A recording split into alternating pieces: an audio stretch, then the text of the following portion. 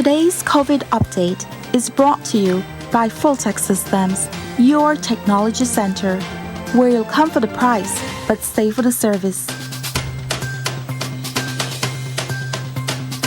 And we're back, and we're moving into our first conversation for this morning as we talk about an upcoming webinar that's meant to help you manage and mitigate your financial risk during COVID times. We are joined by Tessa, Usher, who is a financial advisor at Sagicor, and Darrell Bradley, attorney at law. Good morning. Good morning. Good morning. All right, it's great to have you guys here and talking about a topic that I don't think we want to think about. So I think that's perhaps the best place to start. Where did the idea come around to put together this webinar at this time? Marlene, if I could just start off by saying good morning to the viewers. Of course. Solutions Plus which is website name or my business name, birthed out of COVID, because of course we had a lot of times on our hands. So I was pondering and thinking, how can we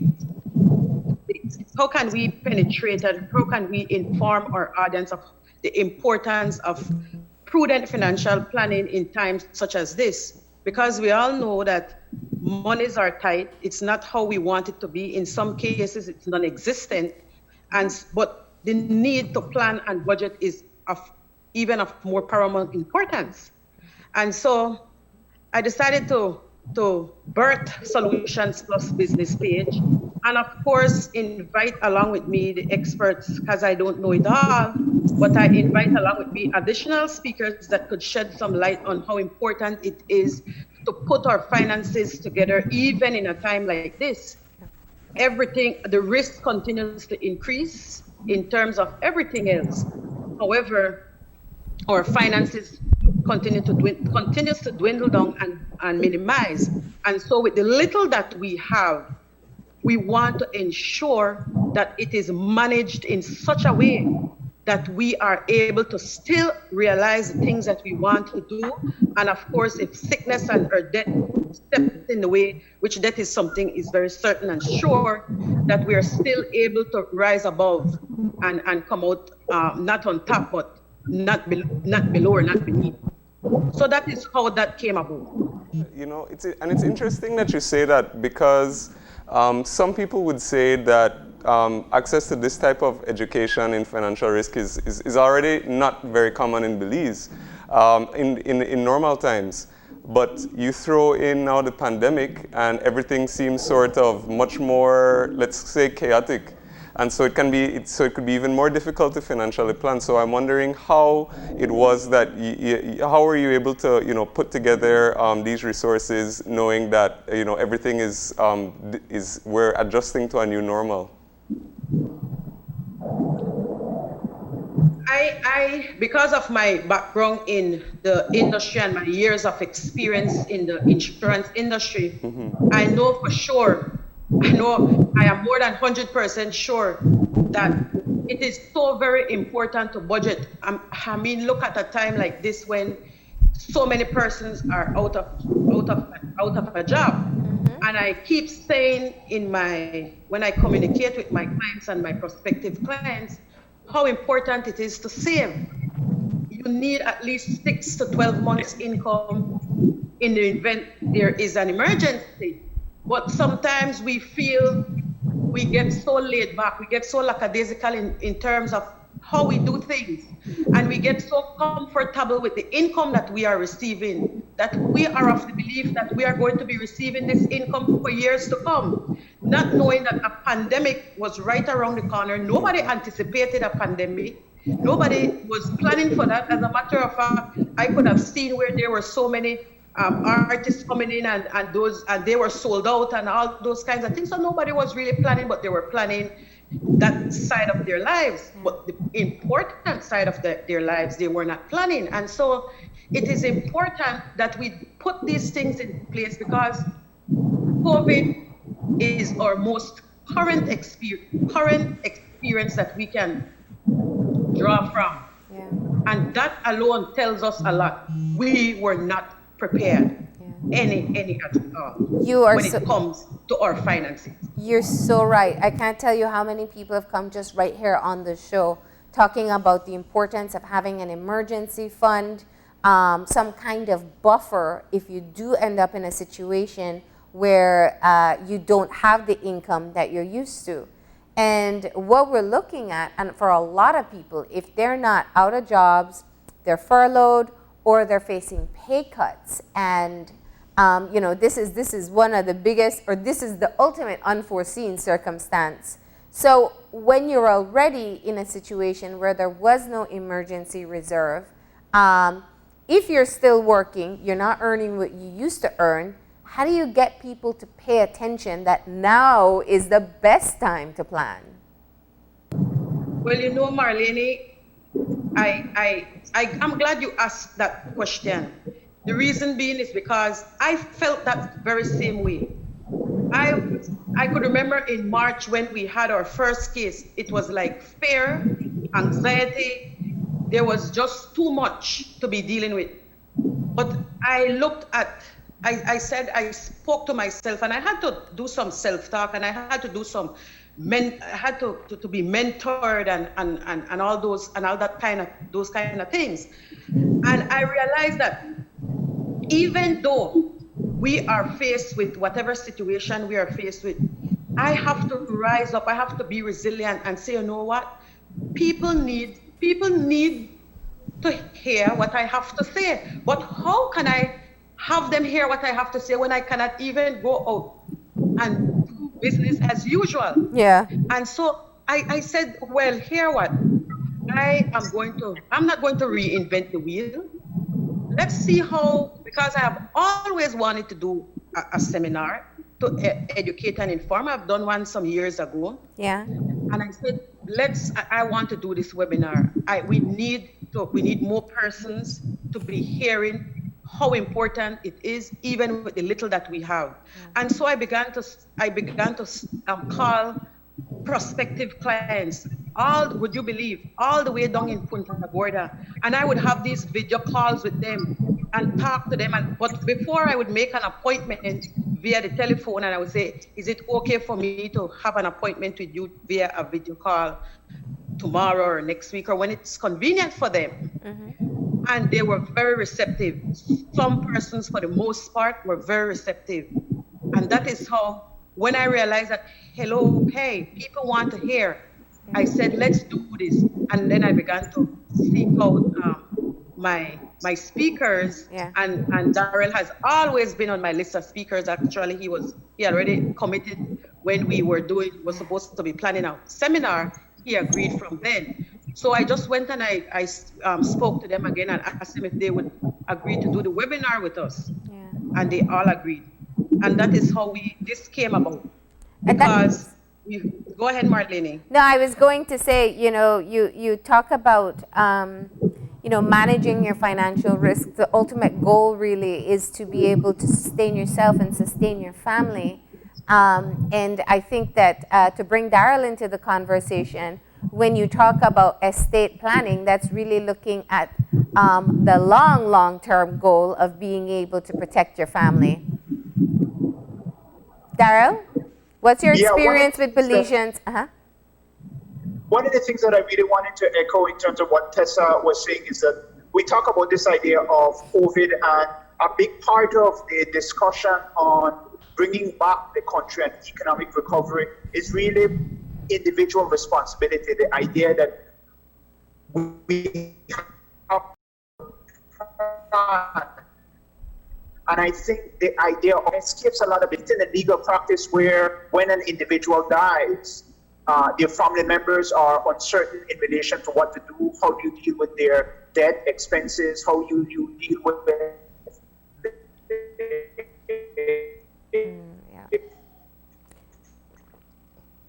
All right, we're having a bit of connection issues there. Yeah. So let's. Okay, Tessa, do you wanna take over a bit about the idea of introducing estate planning? Yes, Marlene. Just go ahead. Okay. Concern, just Yes. something as simple as a will. Darrell? Yeah, we're having a bit of technical issues right now. Not sure that Darrell can hear us. Yes. Okay, so Tessa, we'll need you to be able to fill in that story there. So the inclusion of estate planning in financial planning. Importance of having, will, the importance of really setting out. I don't think he's hearing us, yeah. Do I go ahead? Yes, Yes, go ahead, go yeah. ahead.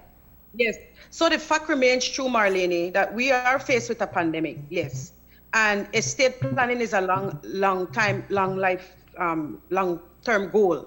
However, like Darrell echoed a little while ago, it is important because it has an economic impact. Certain life goals and risks remain constant. Death, illness.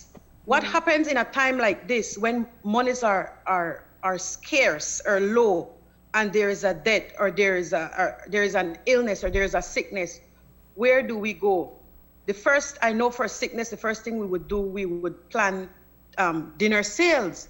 But how much can we sell and in what time frame?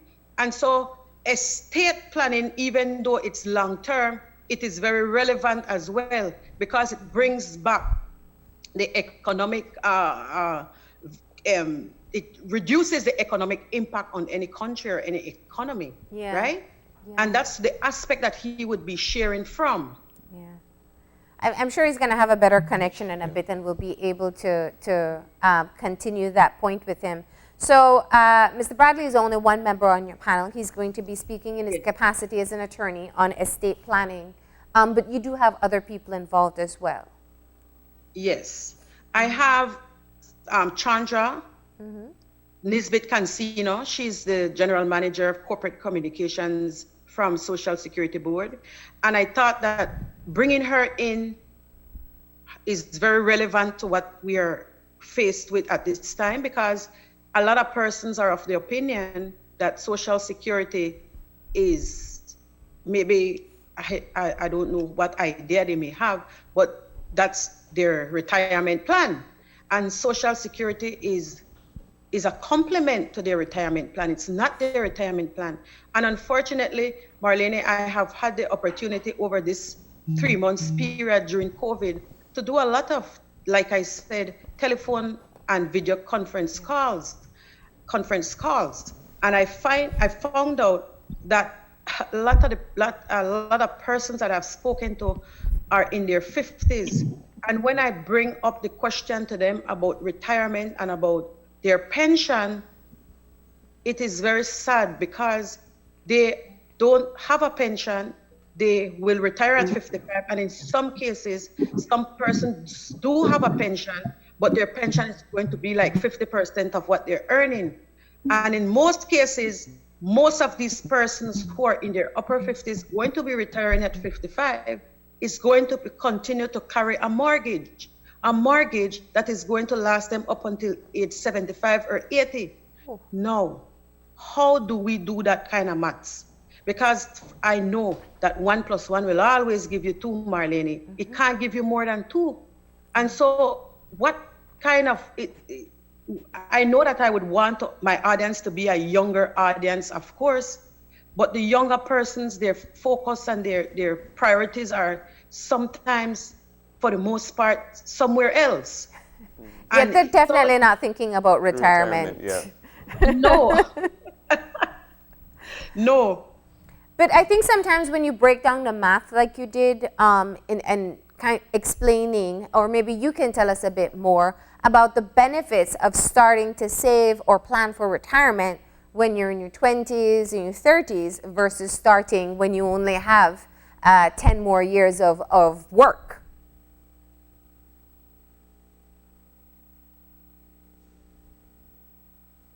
Tessa? I think I lost you a bit. Could you repeat Okay, that? I said maybe you can explain to us the benefits about starting early when it comes to retirement planning like as early as your 20s or 30s? Persons in their younger persons or persons in their early 20s and 30s, they benefit the most because first of all, you benefit from that interest rate because of compound interest. And so myself, who would be starting a retirement plan at my age, would by way far no means could benefit from a plan as a young person who is in their early 20s or 30s because the interest rate factor is what makes a significant difference because of compound interest. Time value of money, right? It costs to wait. It's similar that $1 today is not $1 tomorrow. So if you think that you have $100 today, the purchasing power tomorrow is different. It reduces. Yeah. And that is why you have to look at certain types of investments. You have to be intentional about how you invest. You have to look at the risk, what risk you're willing to take and what is available out there for you to invest. Yeah. Because it makes a difference when it comes to the income that you're going to be receiving. And do you think that there's a particular area that perhaps our young people are not focusing on that they should? Because retirement, of course, is one thing, but we've got, there's all different things on how to manage different accounts, savings accounts, and you also brought up investment. Is there something that, is there a big area that you see like a gap or that there's a disconnect between young people and what should be wise financial practices? Definitely. There's definitely a gap between what young people think they know or how they go about doing their investment because it's the culture too. I want to say that it's our culture. We have to, and I am so very positive about the webinar. It's I believe it's the first of many for me, but I am positive because I believe it's a medium to be sharing about the importance of what needs to be done to empower them to be more productive citizens and productive to their families. Imagine a country with its people not having insurance. I'm just going to use that as an angle. Yeah. Imagine that there's so many debts and there's no input of money coming back into the country, into those families. Then who bears the burden of children that are left behind? So younger persons can save, they can plan, they can save, but you can't. It's creating a culture of savings because you can't really get them to save for the most part. Yeah. They're more into just spending and immediate gratification, and that's just the unfortunate part of it. And do you also think perhaps that, I don't know, based on the work that you do and the conversations that you've had with people, I'm wondering if people are even fully aware of all of the resources that they're able to access, and also you can answer whether or not you can tell us what sort of the financial landscape looks like. Are people able to access, investments? Are they able to access or to get bank accounts or whatever interest gaining accounts, things like that? Are they able to buy into sort of plans that are that will benefit them in the long term? Definitely. I will start with the first part of the question. They are not aware, and that is why it is so very important for this webinar to go off. It is so very important for us to be out there educating persons because for the most part they're not aware. And then there's this misconception that insurances are for the rich people. That is not so. Very common. Insurance is affordable to everyone because what we do, it's an individual analysis that we do with each person, and it's tailor-made to suit your budget. And so it's not a one size fits all. It's tailor-made to suit your income, your budget. And so when we sit with you and we talk to you about the importance of planning, because I don't like to be honest, I don't like to bring up the word insurance because it's a misconception We help you to look at your finances. We help you to plan your risk. We help you to steer you. We help you to realize your goals, your objectives. We steer you in that direction. And as a result of that, that is where we design a plan that is based on your budget that you can afford. Yeah.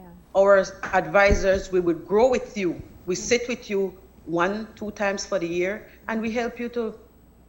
Things may change. You may get married if you weren't as yet. You may have another child, or you may get a promotion, and you may want a mortgage. So things change, and as things change, we are there to change with you. So you start where it's affordable for you.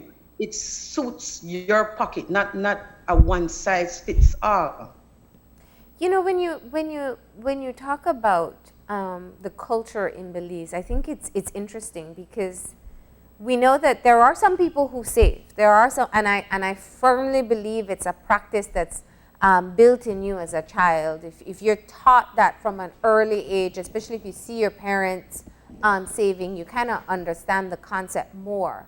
But then there are also many who don't, and we only see putting aside money as using banks and credit unions, which with the interest rates these days, that they're so limited in being able to grow your money. What about will the webinar also include other investment opportunities that may be available in Belize that can earn more on the dollar that you save? We don't have a widespread of investment opportunities, but we have Sagicor, with the company that I represent also, they have what we call an endowment, and it's a savings, and a lot of people don't know about it because they just look at us maybe look at us and say, oh, they only sell life insurance. No, we also help you to plan for education. We help you to plan for retirement. We help you to plan for different things. But Dr. Christopher Malcolm, he is going to be speaking about managing and mitigating your financial risk, because we need to look at our goals and our objectives that we want to accomplish in our lifetime, and how do we plan and how do we manage the risk going along the way. So he's going to be tapping in on that in the webinar. Yeah, and I think that it goes beyond, because to go back to where we started. When you have a client, let's say you start talking to a client right now, and they're facing a pay cut, and they're thinking, you know what, I have all these bills to pay, the salary is less, or maybe I don't have the additional income from where I service somewhere in the tourism market. And I'm thinking, if I'm going to cut expenses, it's going to be things like insurance. It's going to be things where I imagine that it's unnecessary for now rather than focusing on basic needs. When you talk about mitigating risks, financial risks, how does that factor in when there's just less money to share? Yes, Marlene, it would seem so initially. And that has been part of the reason why the constant communicating with them is very important, because it brings them, I would bring them back to their whys. Why did you do certain things? Because I'll be honest, if we look at the income that they had, they would say, a person would probably say, and the average person would say, their income is never enough. It's just that's how we are. Yeah. It doesn't matter how much more you're getting, it's never enough. But let's be honest with ourselves. We know that there are things in our income that we could have cut back on. We know that because we believe that that income is going to always be there. And so I had the conversation with many of my clients. I'll be honest with you. A few of them that doesn't even have a job. But I'm telling you, Marlene, I was surprised to say, they find that money to pay that insurance premium because they know I bring them back to their whys. Why did you take it out? Because the risk increased. It didn't go anywhere. As a matter of fact, it increased. And So- one of the good things is, I must say that the Sagicor works with the clients. We had rolled out many different programs to not allow anyone's policy to lapse. Yeah, that so was... we stand by our commitment, yes. That was going to be my question. I was going to ask that even if people wanted to access these services or continue it, like what Marlene was saying, that in the light of pandemic and whatever circumstances people might be facing, if institutions are being open and receptive to working with people and to allow for things like that not to happen. I will say definitely yes. We have been engaged every week with the executives on a weekly webinar. They engage us, they listen to us, they hear our feedback, they know the situation that is happening in the Caribbean, in Belize for the most part, and they have decided that they will stick with their clients, they will be there for the clients. They have rolled out a whole program, so no one person policy is going to lapse, and we will honor those policies. And I was very happy I'm very happy to share that, because that is of paramount importance. It's easier for you to keep an existing client than to find a new one, right? Yeah. And, I think you said something that is important that I wanted you to expand on a bit. You said now when it's harder for you to afford the premium is the most important time. When it's harder for you to keep your insurance, it's the most important time to have your insurance. What do you mean by that? What I meant is that the risk increased. We know that for a fact. We have a pandemic we are facing. We have no cure as yet. I can share a small experience with you that I had over the weekend.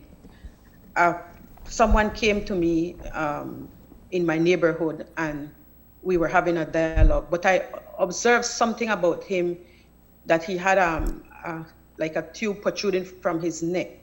And I asked, what happened to you? And he said, I am on my first dialysis. And I said, how old are you? And he said, he's 34 years old. And my heart fell, because a young person on dialysis, it was his first dialysis, first session. And I said, but I know that he's working in a particular company, and I know that company has insurance, it's Sagicor. And I said, you have insurance, right? And he said, thank God that I had insurance. He said, because I don't know what I would have done. He started his dialysis. He said, well, he's going to be looking for a transplant and all that. We had a long conversation, and it brought me back to why I do what I do. Yeah. I know that the finances may not be there like before. Yeah. I know that things have changed. I know that we are operating within a new normal. Yeah. But hey, all the risks that we have spoken about in the past didn't go nowhere, Marlene. It continued to increase. People haven't stopped dying. They haven't stopped getting sick. And so the message has to go out there. It has to be told that there is a solution. There is a solution, but you have to want to do, or to put things in place, or to put things in order, right? Well, Tessa, there's still so much to talk about. I actually want to hear more about some of the topics you want to cover in the webinar and who you're opening it up to. And I understand that we're able to get a better connection with Mr. Bradley. So what we're going to do is take a break, and when we come back, we'll talk a bit more about the estate planning and also some more details about the webinar. So please stay tuned.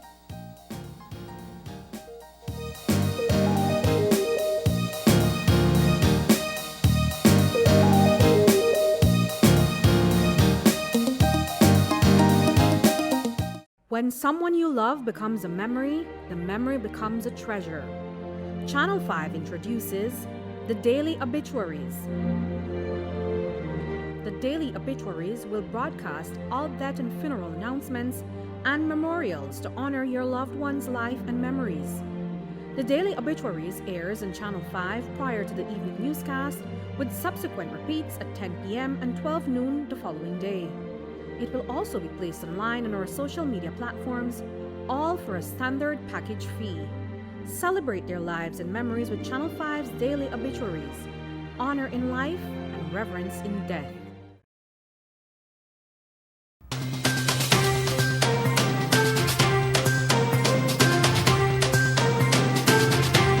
Back, and we are continuing our conversation with Solutions Plus, and we're talking today all about financial management. And we are joined by Tessa Usher, who is a financial advisor from Sagicor, and we are also joined now via telephone by Darrell Bradley, attorney at law. So before the break, we had begun to talk about the importance of estate planning in the context of financial management, and Mr. Bradley was shedding some light on that before we had, but we had some connectivity issues. But he is here now, so perhaps we can pick up our conversation by talking about that very important aspect. So, Mr. Bradley, perhaps you want to shed some light on why it's so important to be aware of everything involved in and planning your estate. Well, I think thanks very much for that, Gavin. I think a lot of us don't necessarily think that we need to plan for the future. I think a lot of people, especially younger people, think that they're going to live forever. And you would know generally in law that one of the things that's very difficult is when a person dies, many of the beneficiaries wonder, what is it that we do? How do we organize the estate? How do we distribute properties? And so what I was getting at, something as simple as a will can be a very effective tool to set out clearly what your intentions are. So that one of the things that the webinar will look at is how do you plan for the future, not only in terms of a will and setting out your estate, but how do you deal with things like powers of attorney if you would get sick? Who do you want to make medical decisions for you? If you want to establish a trust, if you would have minors and you want to provide in a special way for children. So all of these things the webinar will cover in terms of how do you really look at yourself, determine your assets, and how do you want to make provisions for those in your family who you love and you want to make sure that they are well maintained. Yeah, and I think what you're saying is important because there are different types of planning that you're making. The living will is one that's important for anyone at any age. Yes. Yeah. Yes. So there are many different structures that people don't really appreciate is out there as an opportunity. Yeah. But the idea is that the emphasis should be on planning, that you should give active thought to what do I want to happen in my future. Even something, and I'm very mindful of this, people are very specific when they deal with even something as their funeral. But fundamentally, it's about making arrangements for your future. COVID really has opened our eyes to the vulnerabilities that we would experience in life, but people should put in place very specific things. I've had situations, and Gavin, you may be very familiar with this, also in terms of just dealing with the status of a common law wife. A lot of times people call themselves common law, but they don't necessarily recognize or appreciate that in order to be a common law, the person that you're with and yourself, you have to be single. So I've seen a lot of cases whereby somebody may be married to somebody else, they may be separated, they live with somebody for years, they have children with that person, and when you die, the person that you're living with can't benefit from your estate because you've not made proper arrangements through a will. So part of the webinar is really just talking about the legal implications. What are the rights and responsibilities and obligations you owe to your beneficiaries, and what kind of sensible documents should you put in place that really complement your living situation? And you know, that brings up something very important, Darrell, because I think that what that speaks to is a general sort of lack of awareness that people have about a lot of these things. So, you know, in your experience as an attorney, how do you, and of course as a politician and somebody who, you know, is, you know, knowing or has been involved in public life, do you think that people are aware of a lot of these things? And if not, do you have any recommendations? You know, should people like even book an appointment with an attorney? Should they do, or with somebody else, with some sort of financial advisor? Well, that's an excellent point, and I think it is, as you said, an issue of public awareness. And I think all sectors, I think the webinar does a good, it fills a void in relation to providing information out there. What are your options? Because people would go through life and they would not necessarily know what happens in certain situations or circumstances. And so I think the idea of public awareness, public information, seeking out the assistance of an attorney, or even asking somebody within the community who may be more knowledgeable. One of the things that the webinar will talk about also too is social security benefits. The fact that you can go to Social Security and you can name a beneficiary. So that one of the basic things that I would emphasize with persons, no matter how young you are, the idea of just thinking about a will, just having in place arrangements that would set out what happens in the incident that I should die. So that I think the idea of public awareness is very important, and seeking out the assistance, including of an attorney. I know that the legal aid also provides a lot of assistance. People may not necessarily be able to afford going to an attorney, but the idea of thinking about what you want to happen in certain circumstances. If you get sick, if you would die, if you want to provide for certain beneficiaries within your family who may be under the age of 18, if you want to set up guardianship, even if you have situations where you would want somebody in particular to take care of your children. That's something that's very important. And a lot of parents don't think about that, you know, whether you're a single parent or you're still together, you know, have you left anything to say who will take care of your children, who will, you know, divide your assets if there is no will. And you know, I want to start with the biggest misconception, though, because people think of a will as, for people who are wealthy, for people who have a lot to give away. What do you say to them? What do you say about that? Well, I think the idea is a will is something that's very useful for everybody. Even if you would have, I mean, there are people who would set up very complicated wills because they have a lot of assets. But a lot of times the wills that we would draft are 1 or 2 pages, because most people would have their own house. Most people would have one primary account.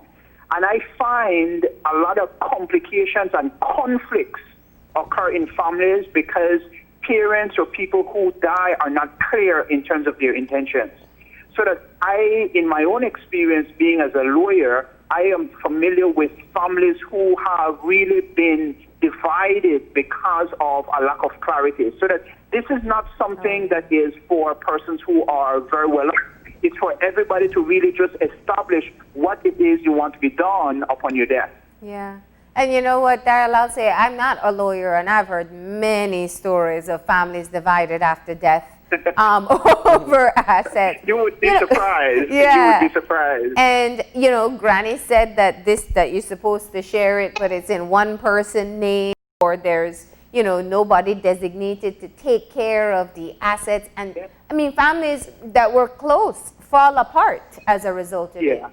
Yeah. So the idea of having a will and the idea of estate planning, one of the concepts that I really put out there is this idea of control, that you would be able to have control and provide clarity in relation to what you want. And as you rightly said, people may be divided. Mommy may love me more, so mommy may want I have that, or I help doing this. And the idea of setting it out, seeking out advice and writing out the will is very important. One of the reasons why I do emphasize that you should seek legal advice is because the will has to be executed following certain formalities. You have to have witnesses, they have to be together at the same time. You can't have beneficiaries who are witnesses to a will. So that I do recommend to a certain point that somebody should seek legal advice, even if it is through legal aid. But having in place these documents saves a lot of headache and expense. Now, you know, just bringing you into the wider conversation, because I know we had some connection issues there, and Tessa is still here, so she can chime in as well. You know, when you talk about money in a time like this, people may be put off and say, listen, you're out of touch. We don't have money. We're trying to figure out where to make the next dollar. And you're telling me about where I'm going to leave the few that I have. How do you provide context for why now? Well, Well, I think one of the important things is just focal points. I mean, in other circumstances, sometimes we talk about voter education around the election because that's when people are looking at the issue. Yeah. And I think the context of now is that people are looking at scarcity. They're looking at the vulnerabilities that we talked about earlier. I heard Tessa mention the word of resiliency. Yeah. So the idea is that attention is really being placed now on individuals, what we have, what we emergency funds and so forth. And I think really now is the time to put in place conversations just to establish things on the right footing. I know that we have been talking about economic development and how do we move the country back, but a big part of this has to do with the individual and the individual response. I remember olden days, we had this idea of thrift that our grandparents used to save. I remember my grandmother used to save money under a mattress. Mm-hmm. The concept of that is very important, the idea that you should put away for a rainy day. These are things which are part of the conversation. So I know at this current moment, it may not seem appropriate because people may say, man, I don't have anything. But the idea of even if you have $1, putting away 10 cents or saving for the future, saving for your children's education, saving for medical expenses, because I know a lot of society, they go through extreme financial hardship because somebody gets sick. That's right. And the idea of planning is an important thing to empower individual families to be able to navigate through difficult times, including through COVID. Yeah, yeah. And I think, Tessa, that was part of your point earlier, that basically, you know, the reason you want to hold on to some of these to your insurance is because, and I mean, we've heard stories, we report on stories here in the news department where people are just crippled by one major medical expense. That is so true, Marlene, because I sometimes when I sit down and I do assessments with my prospective clients or clients, I would ask them, they would tell me that they have saved up, let's say $10,000 or $5,000 over maybe a 5-year period or a 10-year period. But then one illness comes and a $10,000 or a $5,000 that you have saved up over 10 years or 5 years would, at the blink of an eye, disappear. And so I said, why not take $100 if you can, or a little less, and put it and transfer that risk and sleep good at night. Because $100 would not do anything for you if you become ill or disabled. So why not transfer that risk for $100 and immediately create 100,000 or 50,000 or 75,000 depending on your age?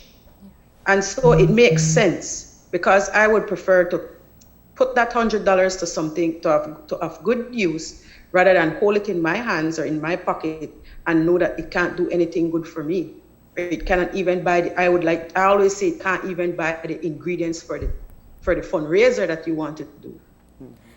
You know, have you found, I feel that what we are blessed with the younger generations is their access to information. So they're online, you know, they're seeing webinars, they're seeing all their favorite motivational speakers, you know, and they have a lot more information about how to properly take care of their money. Are you seeing a cultural shift of you, Darrell, people who are coming in to ask these questions about living wills or estate planning, or for you, Tessa, younger people who are talking about retirement planning or insurance for themselves? Yeah. I still find that there isn't, even though we have that much access, as you rightly pointed out, I still think that there is not a lot of focus on planning for the future. I still think that we have this attitude or culture that we are invincible, that we will live forever. And I think the more we really discuss it and we recognize what COVID has done, we would really see our vulnerabilities and the idea of and the importance of really like planning. And so lots of the things that I have actually looked on during this closure are things like business opportunities, things like investment opportunities. You mentioned a good thing in relation to what Tessa talks about in terms of like retirement plans. So many people within our society don't plan adequately for their retirement. And these are things, I think, with the access to information, it's doable. But the idea is that we need to put things in place now. I remember when I first started out working, my first job was at Young's Law Firm. A person from the insurance sector came and gave us a presentation. At the time I was in my 20s, and the person spoke to us, even if you save $10 a week from the time you are in your 20s to the time you are 60, you would have so much money for your retirement to live. And that really stuck to me, the idea of, as a cultural concept, one full basket. It's not about being wealthy, but it's about how can we pinch a little bit to ensure that we are able to save for that sickness, we're able to save for retirement, or we're able to plan in circumstances of our death.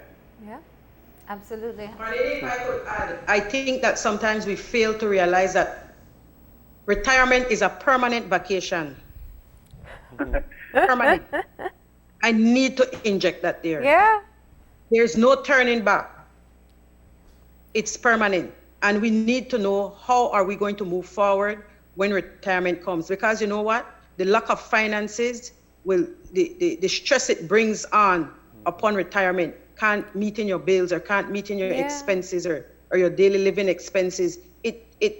That sends you in, if for a better, lack of a better word, it sends you in faster because you are going to be supposed to be retiring comfortably, doing all the things that you couldn't do when you were working. And here you are sitting down, worrying about where am I going to get finances from? And that is why planning is so very important, especially for a time such as retirement. Well, I mean, and I also think that one of the things we have to look at is just life expectancy has changed. So you retire at 55, you're looking at a minimum 20 years, and for a lot of us in Belize, many more, 20, 30 years of being able to support yourself. And I know traditionally we rely on our children to do that, but how many parents, I think, actually want to have their children have that responsibility? Yeah. No, one of the things that I have seen people talk about too is just in this 20 years that you talked about, the rising costs. I know they talk about this in the United States, medication, of like rental when you are not working anymore. I mean, even at City Hall, sometimes we face this idea when people don't have that income anymore, but your property taxes are there, or even if your property increase. So this idea of really looking forward to your retirement and taking away adequate savings. I know that there's always talk about pensions and so on, but having in place like a private retirement plan and having in place an annuity, it's not a discussion for the people who are well off. It's a discussion for everyone. Right. Everyone will face that point when they're retired, and you need to have plans in place so that you are able to live an enjoyable life. You've worked very hard. You are able to save and maximize the benefit of your savings. I think a lot of the conversation really has to go back to olden times when really I think Belizeans were safe. We were about saving. And we did recognize that, well, if I want a house, if I want a vacation, if I want a happy life, I would save for the future. And I think we need to have more conversations challenging younger people to recognize, even in their 20s, the importance of putting away things for a rainy day. Yeah. Do you know what also occurs to me while we're having this conversation that is just the concept also of debt, because especially now in the wake of the pandemic, that's going to, that in the wake of the pandemic, there's a lot of people who might be who are experiencing that. Perhaps they may have loans to pay off. Yeah. They have things that are now their income is halted or reduced significantly, and they already have a lot of existing financial burden. So I'm wondering if this seminar is also going to touch on how to get through periods of difficulty like that. I would say definitely yes. That is the reason why the seminar has been designed in such a way as to educate and empower. And if I could share a little bit statistics with you guys or with my audience, I want you to know that 60% of Belizeans aged 60 and over do not have access to a pension plan. and 43% of them are living below the poverty line. And this is not a Caribbean statistic, Marlene. It is from the Council of Aging. Yeah. That is very, very, very alarming. Yeah. Imagine 60% of Belizeans 60 and over do not have access to a pension plan. Majority of the companies that we work, and we know that, do not offer a pension plan. Yeah. And so I know sometimes people think that Social Security will provide, but that's a great part of the webinar that you'll be offering. Yes. Some people will get a pension, but we're not talking about a survivable sum of money. It will help some, but it doesn't cover everything. Yeah. Yeah. Well, I think one of the things that I just wanted to touch on quickly is this idea that Gavin mentioned. And when you look at debt and debt management, it's very, like, it's a fundamental issue. It doesn't only happen in terms of the country, but like an individual family budget. And looking really about what you spend your money on, the idea of just consuming.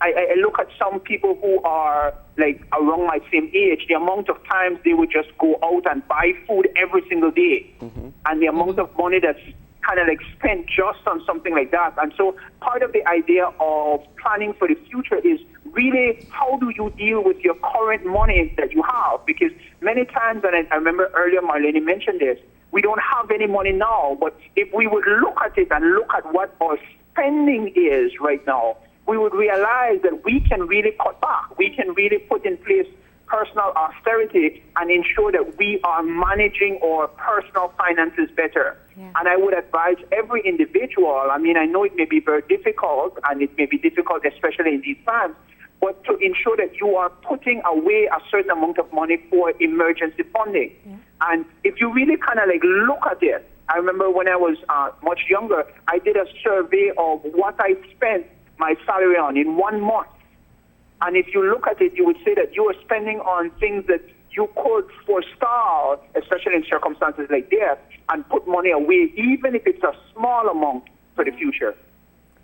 Absolutely. You know, and I think we have heard from so many financial advisors, I know even for me outside of the show, that say very clearly, you know, this is the time to be frugal.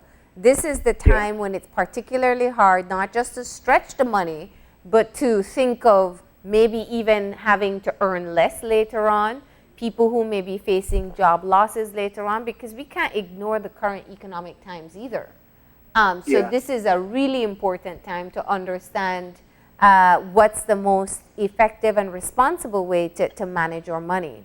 What are some of the tips that you're going to be hoping to share or cover in the webinar? Because I know you have your specific reference points, but with a wide discussion like this and online where people will be able to get valuable information, what are some of the things you're hoping they'll walk away with? Let's start with you, Tessa. Okay. So first and foremost, it is important that we look at our budgeting, our budget, and planning and savings. That is of paramount importance. If we had been looking at that from an early age, many of us would probably not be in the position that we're in at this point in time. Well, here we are, and it's not too late. So we're going to be looking at investment, mitigating that risk, and look at areas where we can put our monies that is going to be maximized at a certain time. We're going to be looking at, of course, the Social Security aspect of it, whereby you'll be educated about the importance of having enough. And I just wanted to, in reference to Social Security, I'm not certain how many persons are aware that Social Security starts to pay at age 65. If you're still working. It doesn't start when you retire at 55 or when you retire at 60. And so there's a gap. What happens within that gap? You know, so those information, Marlene, are so very important, because I believe that if we continue to educate persons, they will be in a position to make better decisions And I think for the most part, the reason why people aren't making prudent decisions is because the information is not out there as how it should be. I think that this webinar is one medium that we can get that information out there so that people are aware what is available and how they can move forward. So yes, budgeting, planning, risk management, and all that is going to be included in the webinar presentations, as along with estate planning and all. Yeah. All right. And for you, Darrell, what do you hope people will walk away with after joining the webinar? Well, I just want to underscore the points that Tessa mentioned, because it's one uniform webinar, but my real focus would be on the idea of planning, as Tessa mentioned, and the idea of really retaining control for yourself. People can empower themselves by making wise planning decisions, planning for now and planning into the future. One of the things I just wanted to mention very quickly, one of the most important things that my mother gave me when I was about 6 years old was a piggy bank. And I remember that I used to save that, and when that piggy bank was filled, my mother used to take me to a Holy Redeemer Credit Union, and I used to actually physically deposit the money into the credit union, just something as simple as that. One of the things also, too, that my mom did was give me an allowance, so that I knew as a young child, even if it's $5 or $10, I could spend on this and I could spend on that. So it's never too late or too early to have conversations about this. And so I would really be emphasizing the idea of planning as an important component, regardless of where you are in life. Planning really allows you to dictate your circumstances rather than have the circumstances be dictated to you. All right. And the details, Tessa, when and where and how do people log in? The webinar is on the 2nd of July, which is Thursday. It starts at 9 and it finishes at 11, and there's a half an hour segment for question and answers. Excellent. You can go to My Solutions Plus page on Facebook, and there you'll find the link. The link takes you straight to the registration page. So it's very easy. You just click on it and it takes you to the registration page, and you're registered when we're going to be sending out the link for the webinar the day before, so persons can log in at a certain time prior to the webinar. Well, thank you very much. I just wanted to add that during this time of COVID, especially for myself, it has really gave us all the opportunity to stop, assess, and evaluate.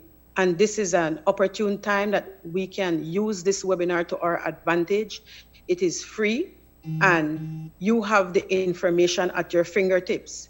It's not looking when you become 50 or 60 to want to do something, because then it's going to be too late. But it's looking at it now and educating ourselves on what is available, what are our options, and making prudent, like I always say, financial decisions when it comes to our finances and our families. All right. Well, thank you very much for telling us all about it, for having the conversation we don't want to have when things are particularly tight.